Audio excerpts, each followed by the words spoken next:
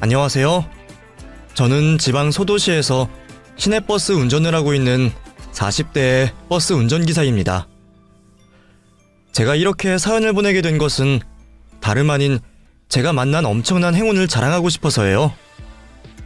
옛말에 좋은 일일수록 입조심하는 게 약이라고 하시니 괜히 복이 흉이 될까 싶어 입을 열기도 어렵지만 기분 좋은 마음을 도저히 숨길 수가 없어 이렇게 익명이라도 빌려 사연을 보내게 되었습니다. 사실 저는 지난 40여 년 별로 행복해 본 적이 없는 사람이었거든요. 어쩌면 제가 불행했던 건 고아의 노총각인 제 처지 때문이었을지도 모르겠습니다.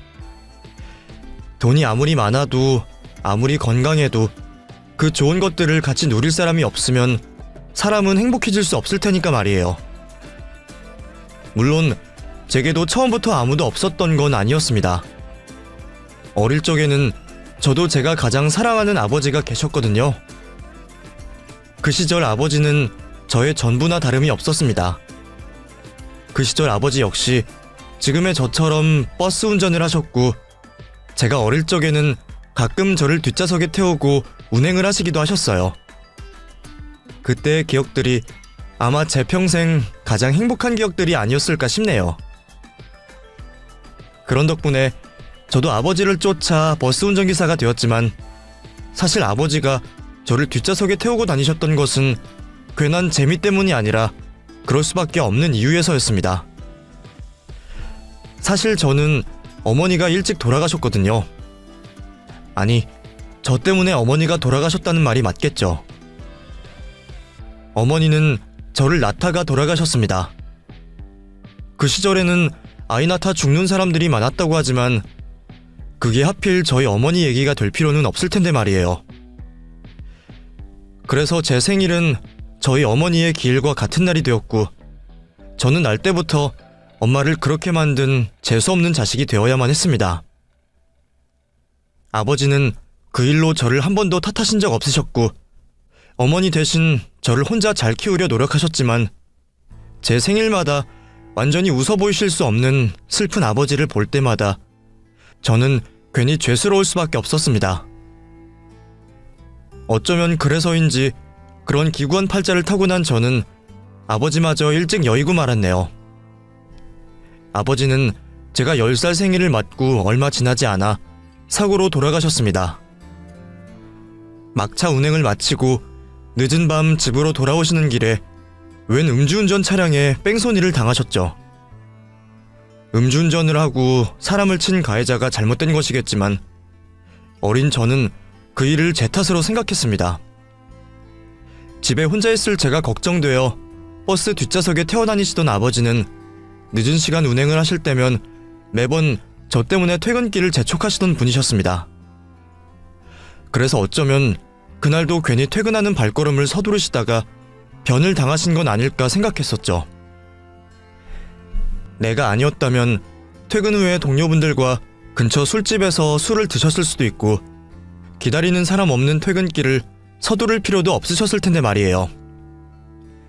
어머니는 나를 낳다 돌아가시고 아버지는 나를 돌보다 돌아가셨다는 생각에 저는 어느 순간부터 제 자신을 저주하기 시작했습니다.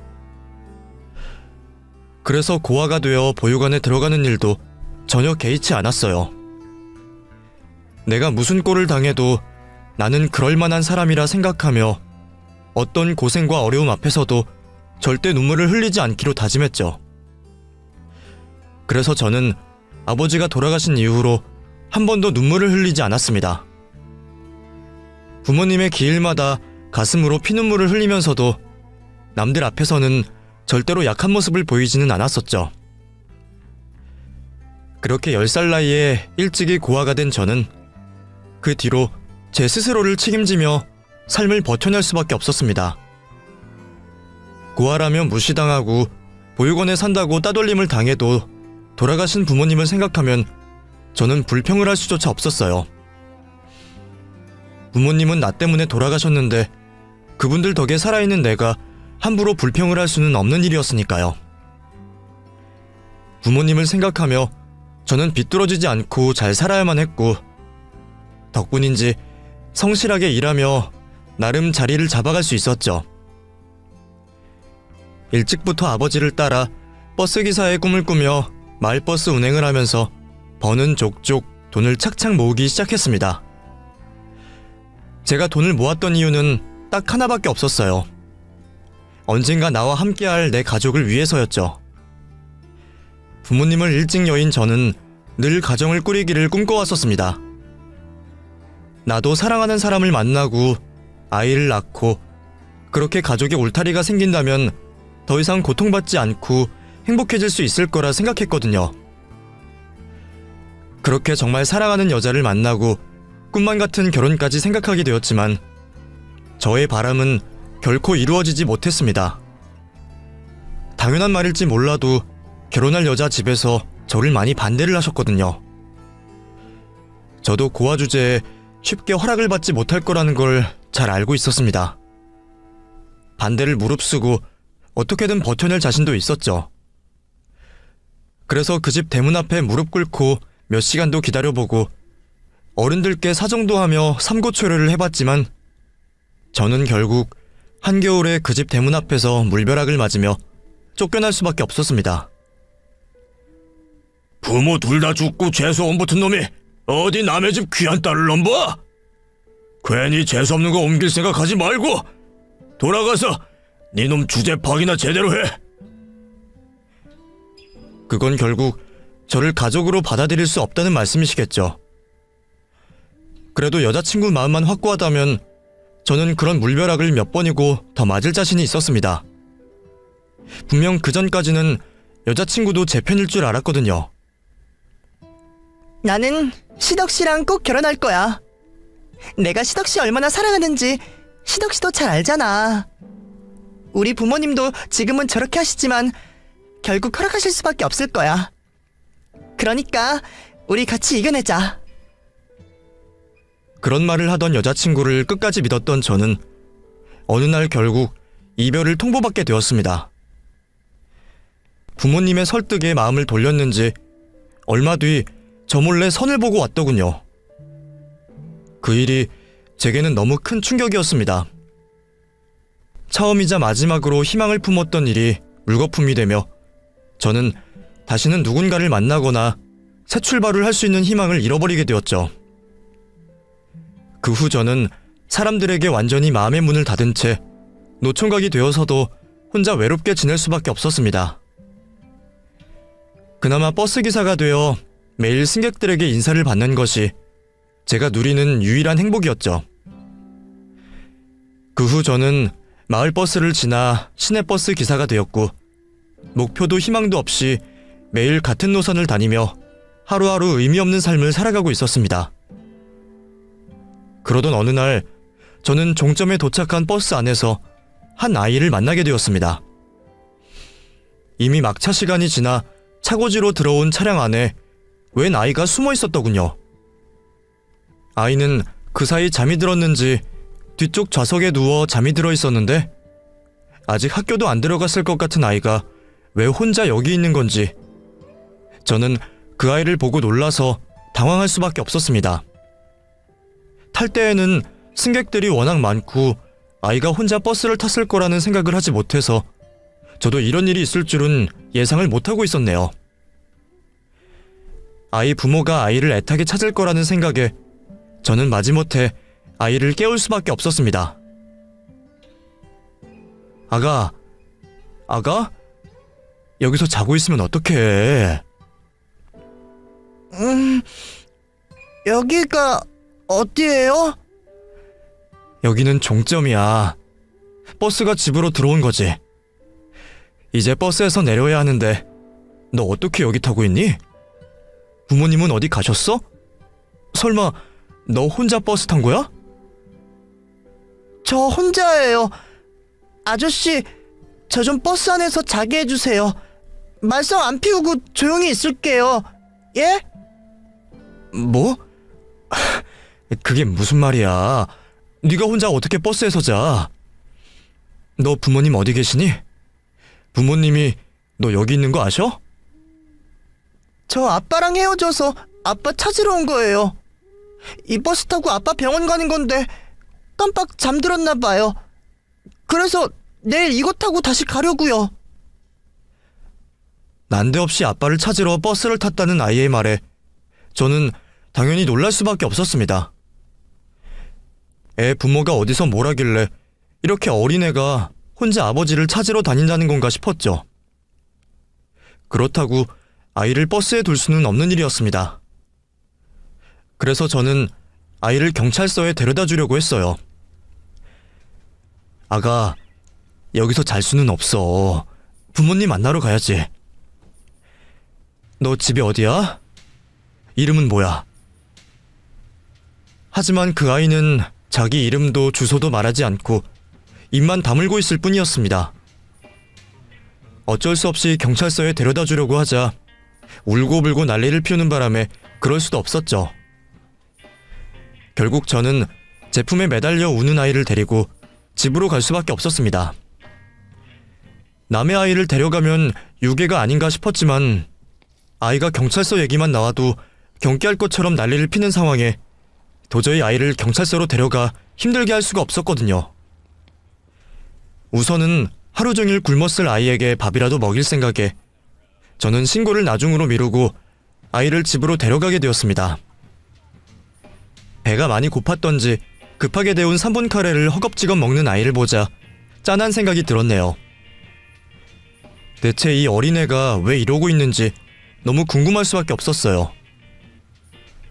아이는 성인 1인분 몫의 밥을 다 먹고는 그제야 제 얼굴을 제대로 쳐다봐 주었습니다. 아까는 저더러 경찰에 신고하지 말아달라며 매달려 울더니 또 제가 무섭게라도 한 건지 얼굴도 안 들고 바닥만 보고 있었거든요. 경찰까지 무서워하며 심하게 낯을 가리더니 남의 집에 와 밥도 먹고는 그새 긴장이 좀 풀린 듯 했죠. 겁도 많으면서 겁없이 혼자 버스를 탄 주제에 또 잘해주는 사람에게 금방 경계를 푸는 것이 영락없는 어린아이 같았습니다. 대체 그 아이가 몇 살인지도 모르던 저는 아이의 인적 사항을 알아내기 위해 아이에게 조심스럽게 말을 붙일 수밖에 없었죠. 아가, 너 이름이 뭐야? 창민, 김창민이요. 창민이? 그럼 창민이는 몇 살이야? 몇 살인지 알아? 7살. 그렇구나. 창민이 7살이구나. 그래, 잘하고 있어. 그럼 창민이는 어디서 온 거야? 아빠 얘기는 뭐고? 창민이가 밖에 오래 있으면 집에서 걱정하지 않으실까? 나 집 없어요. 아무도 나 걱정할 사람도 없어요. 그래서 아빠 만나러 가는 거예요. 우리 아빠는 병원에 있는데 옛날에 병원에 갈 때 그 버스를 같이 탔었어요. 그래서 아빠랑 같이 탔던 버스를 타고 아빠를 만나러 가고 싶었어요. 근데 잠에 들어버려서 못 갔어요. 겨우 7살짜리 어리숙한 아이의 말을 전부 해석하고 알아들을 수는 없었지만 아무래도 아이는 아빠를 찾아다녔던 모양입니다. 원래 아이는 아버지와 단둘이 살고 있었다고 했습니다. 그러다 아이의 아버지가 병원에 가게 되면서 아이가 잠시 어디론가 맡겨지게 된 듯 했죠. 그래서 지금은 아빠 말고 선생님이랑 지내고 있어요. 근데 선생님은 아빠 만나고 싶다고 해도 데려가 주지도 않고 아빠 말도 안 해주고 그래서 나 혼자 있다가 도망 나왔어요. 아빠 있는 병원에 가려고요. 나 돌아가기 싫어요. 그러니까 아저씨가 내일 저 아빠한테 좀 데려다 주세요. 아이의 상황은 대충 파악이 되었지만 그렇다고 혼자 먼 길을 나섰다는 게 참 당황스러웠습니다. 그러면서도 어린애가 얼마나 아빠가 보고 싶으면 이럴까 싶어서 아이를 차마 나무랄 수 없었고 아이가 돌아가기 싫다고 떼를 쓰는 바람에 경찰에 신고도 할 수 없었죠. 계속 데리고 있으면 안 된다는 걸 알면서도 그때는 저도 차마 아이에게 강요를 할 수가 없었습니다. 아이를 돌려보내더라도 아이가 원하면 그때 보내야겠다 생각했습니다. 이대로 경찰들에게 아이를 보내버리면 아이가 또 버림받았다고 상처를 받는 건 아닐까 염려스러웠거든요. 사실 저는 누구보다 그 아이의 속을 이해할 수밖에 없는 사람이었습니다. 저도 어린 시절 아버지를 잃었고 비슷한 일을 겪었으니까요. 그때 저는 그 아이보다 몇 달 더 많은 형이었음에도 그 상황이 무척 버거웠습니다. 매일 아버지를 그리워했던 제 어린 시절을 떠올린 저는 아이가 아버지를 만나게 해주고 싶었습니다. 그래서 경찰에 알려 아이를 데려가게 하기 전에 아이 말대로 제 버스를 타고 갈 수 있는 병원에서 아이의 아버지를 찾아보기로 했죠. 제 버스를 타고 갈 수 있는 병원은 많지는 않았습니다. 꽤 거리가 있는 곳까지 전부 포함해도 4개가 넘지 않았으니까요. 그런데 그 어떤 곳에서도 아이가 말하는 아버지는 있지 않았습니다. 혹시 그 병원에 김경석이라는 입원 환자분 계십니까? 나이는 40대 정도로 7살짜리 아들이 있어요. 아니요. 저희 병원에는 그런 이름의 환자분은 안 계신데요? 제가 매일 운전하는 버스 노선 근처의 모든 병원에 전화를 걸어봤지만 어디서도 아이가 말하는 아이 아버지의 이름은 나오지 않았습니다. 아이가 자기 아버지 이름을 헷갈린 게 아닌 이상 그렇다면 아이의 아버지가 그 병원들에 없다는 이야기겠죠. 결국 아이의 아버지를 찾지 못한 저는 다시 아이와 얘기를 나눌 수밖에 없었습니다. 저 창민아, 혹시 아버지 이름이 김경석 씨가 맞는 거지? 네가 착각을 했다거나 그런 건 아니겠지? 우리 아빠 김경석 맞아요. 여기 내 팔찌에도 이름 있잖아요. 제가 의구심을 느끼며 아이에게 묻자 아이는 옷 속에서 주섬주섬 미아 팔찌를 꺼내 보였습니다. 그제서야 아이의 미아 팔찌를 확인하게 된 저는 그곳에 적힌 아이와 아버지의 이름을 제대로 확인할 수 있었죠. 그곳에는 분명 아이가 제게 일러준 것과 같은 이름이 적혀 있었고 마침 그곳에 보호자 전화번호가 적혀 있는 것을 알게 된 저는 아이 몰래 번호로 전화를 하게 되었습니다. 하지만 이상하게도 그 번호 역시 없는 번호로 나오더군요.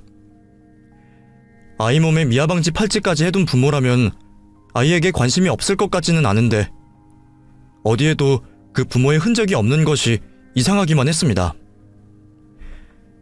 결국 아이가 지금 어디서 보호를 받고 있는지 알아야 상황 파악을 할 수 있겠다 싶었죠.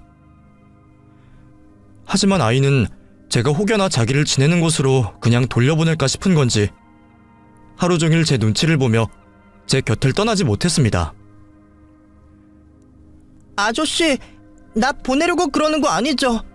경찰에 신고할 거 아니죠? 나 아빠 보기 전에 안 갈 거예요. 제발 나 신고하지 마세요. 네? 아이가 그렇게 간절히 말하는데 아이의 말을 쉽게 무시할 수 있는 사람은 몇 안 될 겁니다. 그렇다고 저도 하루 종일 아이를 데리고 있을 수 없었기에 이래저래 참 난감할 수밖에 없었죠. 덕분에 저는 급한 일을 핑계로 회사에 휴가를 낼 수밖에 없었습니다. 사실 제가 갑자기 휴가를 쓴 건 그때가 처음이었어요. 그동안 다른 기사들 사정 봐주면서 대타는 뛰어봤지만 제가 남들에게 내 사정 부탁한 적은 한 번도 없었거든요. 지난 수년간 일을 하면서 제가 휴가를 낸 건 생전 처음이기에 다들 놀라기는 하면서도 깊게 사정을 묻지는 않더군요. 덕분에 저는 무사히 휴가를 내고 아이를 챙길 수 있었습니다. 그동안 아이가 혹시 불편하지는 않을까 세심하게 신경 쓰며 아이와 시간을 보내게 되었죠. 다행히도 아이는 저를 잘 따르는 듯 했습니다. 얘가 가출을 한 애가 맞나 싶을 정도로 저와 지내면서는 아무 걱정이 없어 보였거든요. 물론 아쉽게도 아이의 아버지는 찾아주지 못했지만 그래도 아이가 불안하지는 않아 다행이다 싶었습니다. 그래도 결국 제가 그 아이를 계속 맡을 수는 없는 일이었습니다. 분명 아이를 찾는 곳이 있을 텐데 이러다가는 제가 정말 유괴범으로 몰리기 딱 좋겠더라고요. 창민아, 이제는 돌아가야 하지 않을까? 아빠는요? 아빠 보러 안 가요?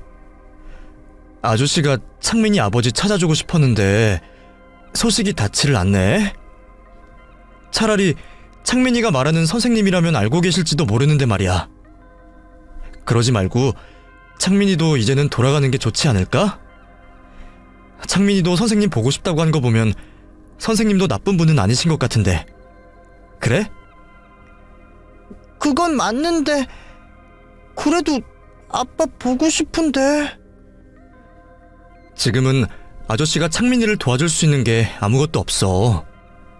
그리고 창민이 말대로 선생님이 좋은 사람이라면 그 선생님은 지금쯤 창민이를 찾느라고 엄청 힘들어 하실 거야. 창민이를 걱정하실 텐데? 저는 아이의 마음을 최대한 다치지 않게 하며 조금씩 아이를 구슬려냈습니다. 그래도 며칠 지내보니 아이가 같이 지낸다는 선생님이라는 분을 싫어하는 건 아닌 것 같더라고요. 처음에는 혹시 부모와 헤어지고 맡겨진 곳에서 학대라도 당하는 건 아닌가 의심도 해봤지만 그것도 아닌 것 같았고요. 제가 그동안 대충 혼자 해먹고 사느라 요리하는 재주는 없어서 그런지 제가 맛없는 밥을 차려줄 때마다 선생님 얘기를 하곤 하더라고요. 우리 선생님은 밥은 맛있게 해주는데 아저씨 밥은 좀 맛은 없어요. 그래도 감사히 잘 먹겠습니다. 아이에게 맵기 맛있는 밥을 정성스레 챙겨줄 사람이라면 나쁜 사람은 아닐 것 같다는 게 제 예상이었습니다. 그래서 저는 경찰에도 신고하지 말고 돌아가기 싫다는 아이를 열심히 어르고 달래며 지내던 곳을 겨우 알아낼 수밖에 없었죠. 그리고 드디어 아이가 같이 지낸다는 선생님의 전화번호를 알려주더군요. 알고 보니 아이가 가지고 다니는 가방 안쪽에 전화번호가 적혀 있었던 걸 제가 미처 보지 못했었네요. 그렇게 저는 며칠 만에야 아이의 보호자와 연락을 하게 되었고, 선생님은 아이를 많이 기다리셨는지 아이를 곧바로 찾으러 오겠다 말씀하셨습니다. 혹시 선생님을 만나면 아이가 다시 도망치기라도 할까 불안했던 저는 끝까지 아이를 지켜볼 수밖에 없었습니다. 다시 돌아가면 아버지를 만날 수 있을 거라며 기약 없는 거짓말까지 하면서 말이죠. 다행히 아이는 제 길을 돌보던 선생님을 반가워했습니다. 선생님! 김창민, 너 어디가 있었어? 선생님이 얼마나 걱정했는지 알아?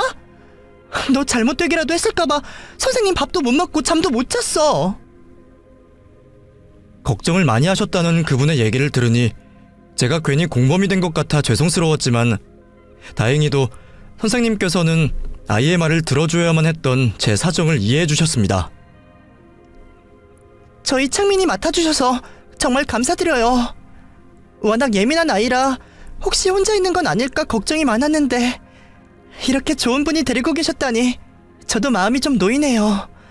정말 감사해요, 기사님. 아닙니다. 제가 잘한 것도 없죠. 솔직히 저도 당장 신고해야 한다는 건 알았는데 애가 너무 애걸복걸해서 저도 모르게 애 말을 듣고 있었네요. 그러면서도 아이를 찾을 분이 계실까봐 걱정도 되고 혹시 유괴범이 되는 건 아닌가 싶기도 했는데 이렇게 돼서 다행이다 싶습니다. 그래도 그동안 창민이 밥도 잘 먹고 잘 지내고 있었어요. 그래 보여요. 원래 창민이가 아무한테나 말하고 그런 애가 아니거든요. 저한테 마음을 연 것도 한참 걸려서 원래 밖에서는 말을 잘 안 해요. 그래서 말 못하는 아이인가 오해도 받고요. 근데 기사님이랑 있는 동안은 밥도 잘 먹고 잘 놀고 있었던 것 같아서 안심이 되네요. 모두 기사님 덕분이에요. 예? 제가 뭐 한 게 있다고요? 근데 창민이가 계속 아버지를 만나러 가겠다고 고집을 부리던데 저도 알아보기는 했지만 아버지라는 분의 소식이 찾기 어렵더라고요. 병원에 계시는 줄 알았더니 그런 분은 안 계신다고 하고 적혀있는 전화번호도 없어졌고요. 혹시 어떻게 된 건지 아시나요? 아이의 위탁 선생님을 만나게 된 저는 조심스럽게 아이 아버지의 얘기를 물었다가 충격적인 이야기를 듣게 되었습니다. 사실 창민이 아버지는 얼마 전에 돌아가셨어요. 병으로 병원에 지내시다가 결국 떠나셨죠. 아직 아이가 너무 어리고 아버지와 유대감이 깊어서 차마 아이에게는 말을 하지 못했어요. 지금도 이렇게 다른 어른들을 못 믿는 상황에서 아버지 없이 혼자 남겨졌다는 걸 알게 되면 아이가 그 사실을 받아들이기 힘들 거라 생각했거든요.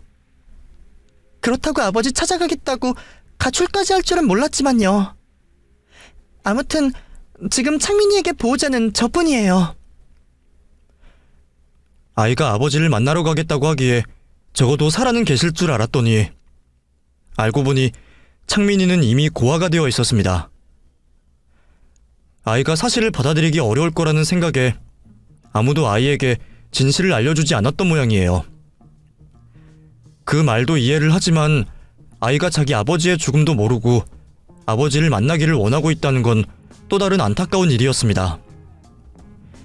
지금도 매일같이 아버지를 찾고 있는 아이에게 사실을 끝까지 숨기고 계속 모르게 할 수는 없을 거라 생각했죠. 하지만 저로서도 이 일을 어떻게 설명해야 할지 막막하기는 마찬가지였습니다. 저도 진작 말해주려고 생각은 했었어요. 언제까지 없는 핑계를 대면서 거짓말만 할 수도 없는 거고 때가 되면 말해주고 싶었죠. 근데 창민이가 가출까지 감행한 이 시점에 더 어떻게 얘기를 할 수 있을지 모르겠더라고요. 솔직히 저도 창민이가 많이 안타까워요. 사실 원래 제가 창민이를 데려갈 것도 아니었거든요. 원래 다른 보육원에서 지냈었는데 창민이가 거기서 적응을 잘 못했어요. 그래서 어쩔 수 없이 혼자 지내는 제가 아이를 맡게 되었죠. 저는 그동안 청소년 아이들을 위주로 맡아서 어린아이 위탁은 처음이다 보니 실수가 많았던 모양이에요. 제가 좀 더 아이 마음을 헤아렸어야 하는데 제 탓이죠. 그래도 그게 어떻게 선생님 탓이겠나요? 선생님이 잘해주셨으니 아이가 선생님이랑은 지냈던 거겠죠. 저랑도 겨우 며칠 같이 지냈지만 그동안 선생님 얘기를 자주 하던 거 보면 선생님이 잘해주셨다 싶더라고요. 특히나 밥을 맛있게 해주셨다면서요? 아마 저한테 마음을 연 것도 제가 자기 아버지 같은 남자 어른이라 그런 게 아닌가 싶네요. 그리고 저도 창민이처럼 일찍 아버지를 떠나보내기도 했고요. 아마 서로 무심결에 비슷한 사정인 걸 알아서 마음이 갔던 게 아닐까 해요. 그럼 제가 한번 창민이한테 얘기를 해보는 게 어떨까요? 그래도 제 얘기는 이해하지 않을까요? 아이가 도통 마음을 열지 않아 힘들었다던 선생님의 말씀을 들으며 저는 제가 한 번 더 아이의 마음을 열어보기로 결심했습니다. 물론 이 일로 괜히 아이에게 더 힘든 일을 만들어줄지는 모르겠지만 괜히 희망 고문만 시키기보다는 적어도 사실을 알고 있는 게 아이에게도 나은 일일 거라 생각했어요. 말을 전하는 입장에서는 괜히 죄인이 된 것 같고 껄끄럽겠지만 아이를 위해서라면 악역도 자처해야 하는 게 참된 어른일 거라 생각했습니다. 그럼에도 무슨 말을 어떻게 꺼내야 할지 무척 고민스러웠지만 아이를 위해 이야기를 전할 수밖에 없었습니다. 잠시 선생님이 자리를 비켜주시고 저와 단둘이 남은 창민이는 그 사이 정이 들었는지 혹시나 제가 자기를 두고 가버릴까 걱정을 하는 듯 했습니다. 이별을 예상한 아이의 불안한 손짓 발짓이 괜히 제 마음을 아프게 만들었죠. 아저씨도 나 두고 갈 거죠? 이제 우리 헤어지는 거죠? 우리 아빠처럼 나 버리고 갈 거잖아. 창민아, 그런 거 아니야. 아저씨가 널 왜 버려? 우리는 또 만날 수 있어. 물론 같이 지내지는 못하지만 아저씨가 앞으로도 자주 보러 오면 되지. 우리 아빠도 그렇게 말했어요. 몇 번만 자면 나 데리러 오겠다고. 분명 찾으러 온다고. 그래놓고 나 버리고 아직도 안 나타나잖아요. 아버지가 자신을 버렸다고 생각하는지 마음에도 없는 원망으로 아버지를 탓하고 있는 아이를 보며 저는 가슴이 아팠습니다. 아버지가 아파서 돌아가셨다는 걸 알게 되더라도 어쩔 수 없는 서운함과 원망은 있겠지만 그래도 적어도 자신이 버려진 건 아니라는 게 위안이 될 거라 생각했어요. 그래서 용기를 내 사실을 전했죠. 창민아, 아버지는 널 버린 게 아니야. 아버지는 창민이를 정말 많이 사랑하셨어. 병원에서 일어나셨으면 창민이를 보러 오셨을 거야. 하지만 그러실 수가 없었어. 창민아, 너무 놀라지 말고 들어. 창민이 아버지는 병원에 계시다가 하늘나라에 가셨대. 그래도 그 정도 말은 알아들을 나이였는지 아버지가 하늘나라에 계시다는 얘기를 듣자 아이는 큰 충격을 받은 듯 눈이 동그래졌습니다. 그리고 금세 그 두 눈 가득 눈물이 차오르기 시작했죠. 거짓말. 아저씨 거짓말하고 있지. 우리 아빠는 엄청 세고 튼튼해서 그럴 리 없어. 꼭 나와서 나 데리러 오겠다고 했단 말이야. 아저씨까지 나를 속이려고.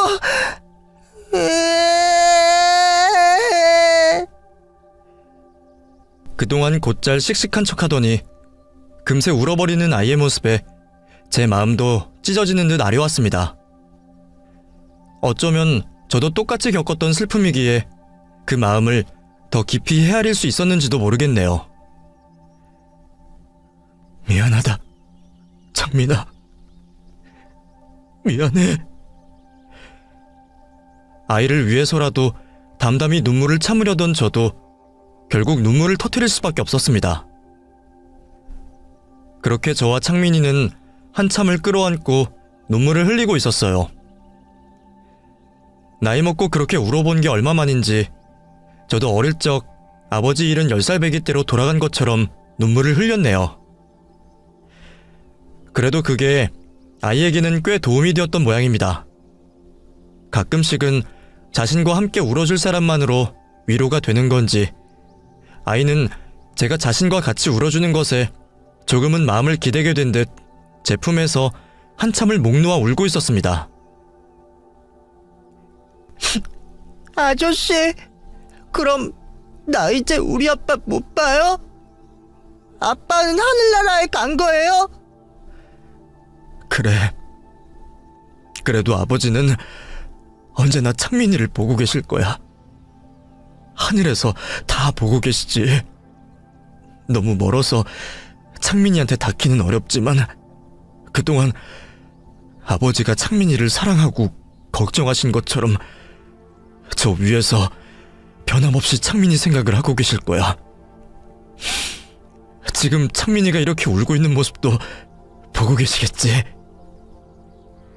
그럼 우리 아빠가 슬프겠네요. 아빠는 내가 울면 가슴이 아프다고 했거든요. 그럼 내가 안 울고 씩씩하게 지내야지 우리 아빠가 하늘나라에서 편하게 있겠네요. 그렇지. 창민이도 아빠가 걱정하시는 건 싫지? 네, 싫어요. 아빠가 아픈 것도 싫고요. 우리 아빠 너무 많이 아팠어요. 맨날 아프고 주사도 많이 맞고. 그래서 나는 아빠가 이제는 안 아팠으면 좋겠어요. 아저씨, 하늘나라는 좋은 곳이에요? 거기서는 우리 아빠도 안 아플 수 있을까요? 그럼 그곳은 좋은 곳이지. 창민이 아버지처럼 좋은 분들만 가시는 곳이니까 분명 다들 편안하고 행복하실 거야. 아저씨도 그곳이 아픔도 슬픔도 없는 곳이라고 들었는걸? 그럼 괜찮아요. 아빠가 안 아플 수 있다면 하늘나라 간 거 이해할 수 있어요. 아직 죽음이라는 걸 제대로 이해하지도 못할 텐데 그 와중에 자신의 아버지가 하늘나라로 가셔서 더 이상 아프지 않았으면 좋겠다는 아이의 순수한 말이 저를 울렸습니다. 그 아이의 마음이 얼마나 착하고 아픈지 신을 믿지 않던 저도 그 앞에서는 차마 거짓말을 할 수밖에 없었죠. 저의 선의의 거짓말이 아이의 마음을 조금이라도 풀어주기를 바라면서 말이에요. 다행히 제 말을 이해를 했는지 아이는 조금은 씩씩해져 보였습니다. 어쩌면 자기가 슬퍼하는 모습을 보이면 하늘나라에 계신 아버지가 가슴이 아플까 걱정을 하는 건지도 몰랐죠. 애써 울음을 참으려는 아이가 너무 안쓰러워 보였지만 스스로 이겨내야 앞으로를 살아갈 수 있기에 저는 그런 아이를 오히려 북돋아줄 수밖에 없었습니다. 그래, 창민아, 잘 견뎠어. 창민이는 앞으로도 잘 견딜 수 있을 거야. 아버지랑 떨어져 있게 되었지만 결국 나중에는 다시 만나게 되어 있는 거야. 그때까지 창민이가 씩씩하게 잘 자라야 나중에 아버지를 다시 만나서 아버지가 좋아하시겠지? 아저씨도 창민이가 그때까지 잘 지낼 수 있게 많이 도와줄게. 나도 있고 선생님도 있는 한 창민이는 절대로 혼자가 아니야. 그걸 꼭 기억해야 해. 알아요. 아빠가 전부터 항상 말해줬어요. 세상에는 나쁜 사람들도 있지만 좋은 사람들도 많다고요. 내가 좋은 사람으로 살다 보면 꼭 좋은 사람을 만날 수 있을 거라고 말해주셨어요. 나 그래도 그동안 기도도 많이 하고 착하게 살았으니까 아저씨 같은 좋은 사람 만날 수 있었겠죠? 선생님도 사실 나 좋아하고 좋은 사람인 거 알고 있어요. 내가 못되게 굴어서 죄송해요. 선생님도 창민이 이해하신대. 그러니까 앞으로 더 잘하면 되지. 창민이 착한 아이로 잘 자랄 수 있지? 그렇게 저는 아이를 달래며 창민이를 아버지의 납골당으로 데려가게 되었습니다. 빽빽하게 유골들이 들어있는 그곳에 자신의 아버지의 흔적이 있다는 걸 아이가 이해하려는지 모르겠지만 제가 창민이라면 아버지의 마지막을 보고 싶어 할 것 같았거든요. 창민아, 아버지한테 인사드려. 창민이 아버지는 하늘나라에 가셨지만 남은 건 여기 계시거든. 아마 여기서 얘기를 하면 하늘에 더 잘 들릴지도 몰라. 정말요? 그럼 여기서 기도를 하면 아빠가 들으실까요? 그럼 분명 들으실 거야. 다행히 아이는 아버지의 마지막 흔적이 그곳에 있다는 걸 이해하는 듯 했습니다. 그리고 그 앞에서 혼자 남모를 다짐을 하는 듯 했죠. 아이가 그 앞에서 무슨 다짐을 했는지는 알 수 없지만 어떻게든 눈물을 흘리지 않으려 하는 건 이해할 수 있었습니다. 하지만 아이는 아이인지라 납골당을 벗어나자마자 눈물을 쏟아내더라고요. 나 정말 안 울으려고 그랬는데 자꾸 눈물이 나와요, 아저씨. 나 울면 아빠가 볼 텐데 나 좀 숨겨주세요. 제 품으로 파고들어 눈물을 숨기려는 그 아이를 지켜보던 저는 그날 커다란 결심을 할 수밖에 없었습니다. 제가 자격이 될지는 모르겠지만 창민이 아버지의 빈자리를 제가 메꿔주기로 말이죠. 그리고 무슨 일이 있더라도 이 아이를 지키기로 말이죠. 사실 아버지가 되어주겠다는 말은 허세였습니다. 저조차도 일찍이 아버지를 잃어 아버지의 빈자리가 큰 사람인데 그런 제가 아버지 노릇을 잘할 순 없겠죠. 제가 아무리 잘해봐야 창민이에게 친아버지만큼 좋은 아버지가 되어주지는 못하겠지만 그래도 곁에서 지금처럼 눈물을 훔쳐줄 수 있는 사람이 되어야겠다 생각했습니다. 그 후로 다시 돌아간 창민이는 이후로도 위탁보호자인 선생님과 단 둘이 지내게 되었고 저는 시간이 날 때마다 그 집을 찾아 창민이와 함께 시간을 보내며 아이 아버지 대신 창민이를 지켜주게 되었습니다. 창민아, 아저씨 왔다. 아저씨, 왜 이렇게 늦게 왔어요? 어제 온다고 해놓고. 미안해. 아저씨가 일 때문에 바빠서 늦었어. 미안해, 창민아.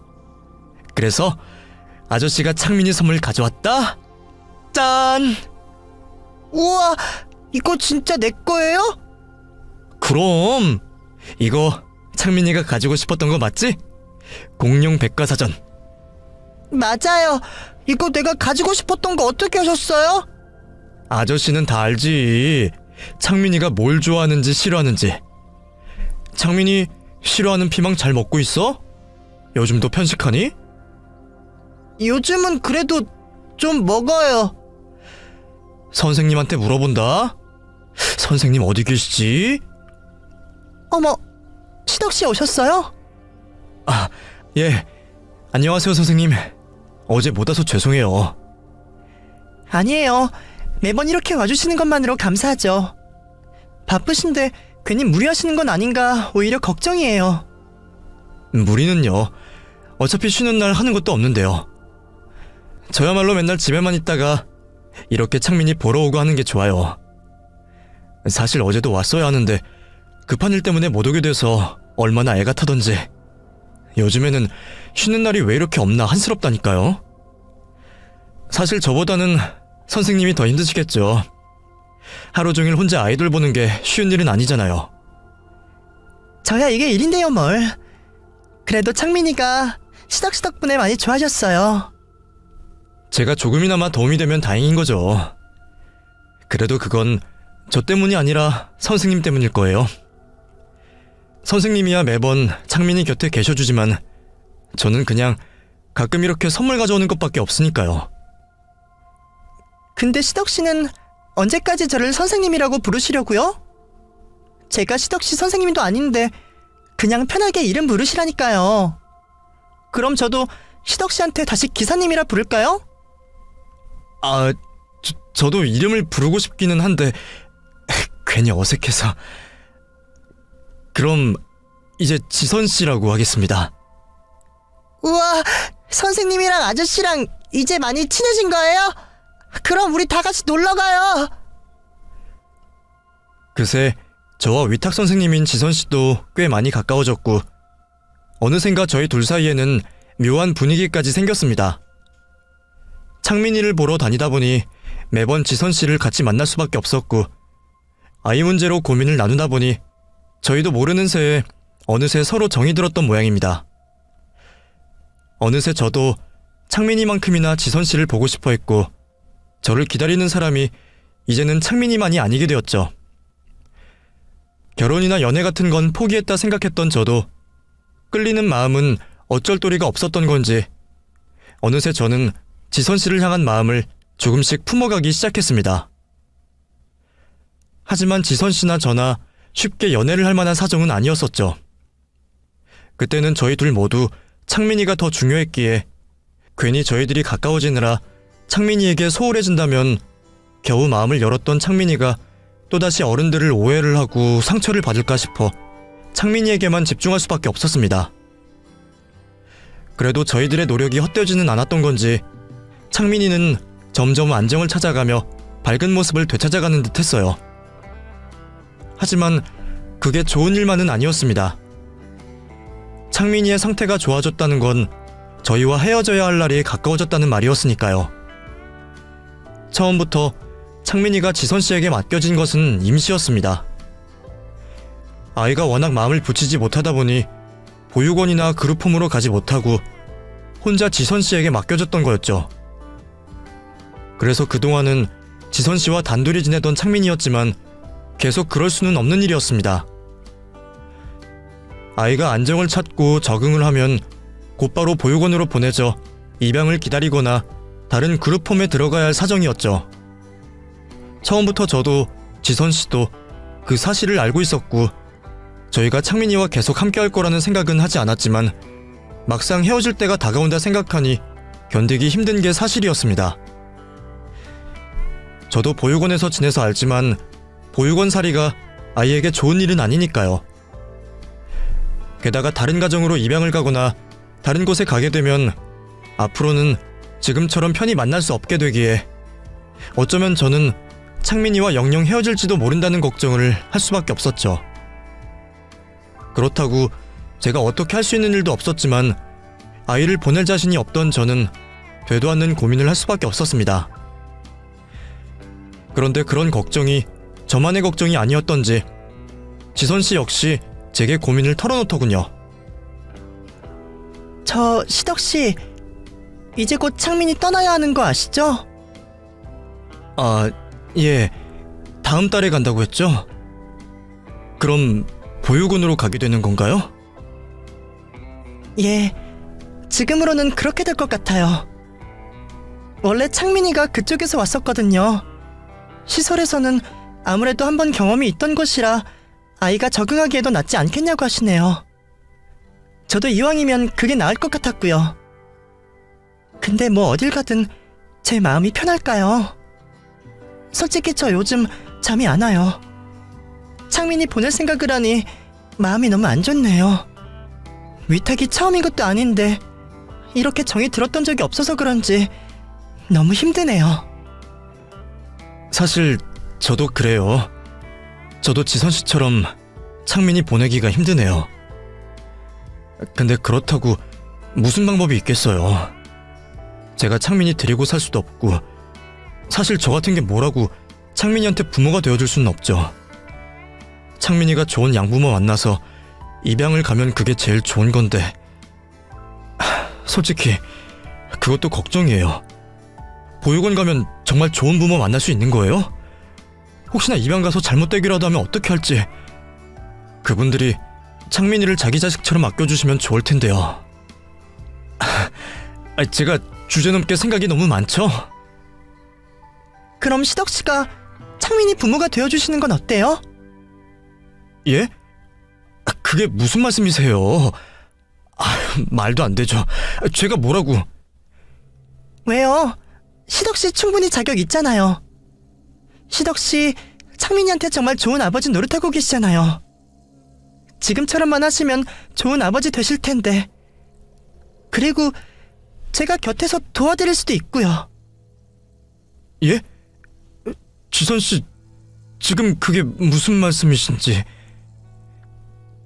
저도 시덕씨랑 같은 마음이에요. 창민이에게 좋은 부모 되어주고 싶은 마음. 그리고 제 생각에는 저희 두 사람이 그렇게 할 수 있지 않을까요? 물론 쉬운 일은 아니겠지만 지금처럼 노력하면 창민이도 저희 진심 알아줄 수 있을 거예요. 저와 지선 씨는 고민 끝에 큰 결심을 내리게 되었습니다.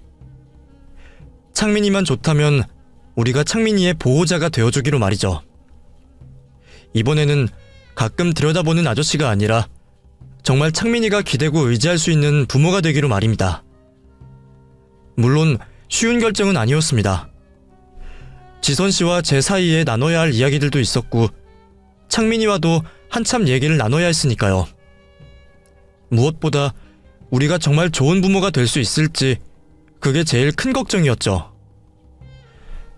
나는 좋은 부모가 될 수 없을 거라는 생각에 차마 고민도 못 해본 일이었지만, 처음부터 잘하는 부모는 없을 거라는 지선 씨의 말을 믿어보기로 했습니다. 사실 부모가 되기로 결심한 것보다 더 큰 결심은 결혼이었을지도 모릅니다. 제가 지선 씨와 서로 마음이 있다는 걸 알고는 있었지만 내 주제에 무슨 결혼이나 싶어 언감생심 꿈도 꾸지 못했으니까요. 하지만 지선 씨까지 저를 받아주신다고 하니 제가 그 마음을 모른 채 할 수는 없었습니다. 그렇게 많은 고민 끝에 저희는 부부의 연을 맺기로 했고, 그 후 창민이를 저희가 입양하기로 차근차근 준비를 해나가게 되었습니다. 한 아이를 입양하기 위해 따질 게 참 많았지만 그동안 제가 열심히 살아온 덕분인지 무사히 입양 절차를 밟을 수가 있었네요.